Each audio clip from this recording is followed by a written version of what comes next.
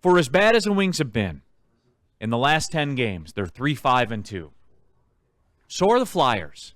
The exact same record. So therefore, as bad as it's been, they didn't lose any ground to the Flyers. Over the last 10 games, so they won 3, they didn't lose any ground. They have a game in hand with the Flyers. They're 2 points behind. It's still on serve, Flannel.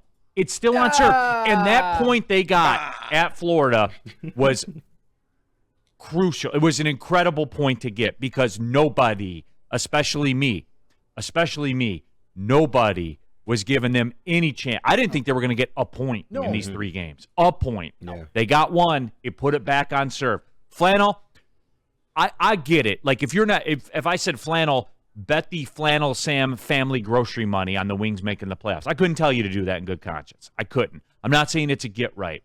But Flannel, it's more in play than people think it is. Well, you have a point in that point was huge that the Red Wings got over the Panthers, and that the Red Wings, they're doing their best to fuck their season, but fortunately for us, so are the Philadelphia Flyers. 3-10-1 in the last 15. That's fucking your season. But the Flyers are 0-4-1 in their last 5. And as you mentioned, 3-5-2 in their last 10. And the Red Wings do have a game in hand. I feel a little uncomfortable saying that what the Red Wings have done, especially if you extrapolate this to the month of March, as being on serve. They've been absolutely awful. But would I necessarily count against them to overtake Philly? Absolutely not. I think that's 100% in play, and I actually agree with you on that. I mean, just look at the Red Wings and look at Philly. The Red Wings are better than Philly. They've got more top-end talent. They've got more depth. I would say defensively, they're not. Well, they used to have more depth. Well, they used to. Now that is a stop short for me. They used to have more depth. Well, remember, that's what I was told. I'm still not seeing it.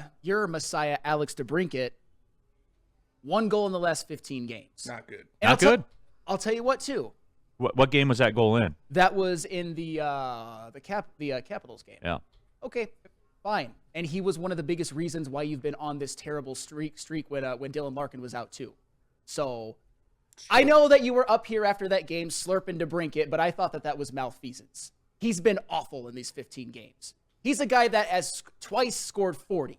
And on a 15-game sample size, he's at a just over 5 goal in a season pace. Yeah, and he also carried you for 15 games to start the season. He was a big reason why. So he's got to be a 70-goal guy, you're telling me? He's got to be a 70-goal guy? He can't be a 27-goal guy. That's not what you're getting.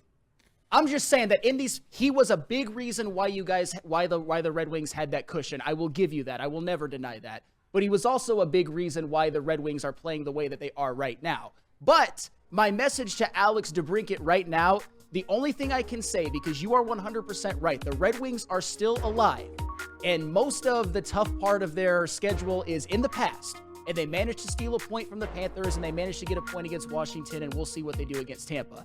My message to Alex DeBrincat is just simply, wake the fuck up!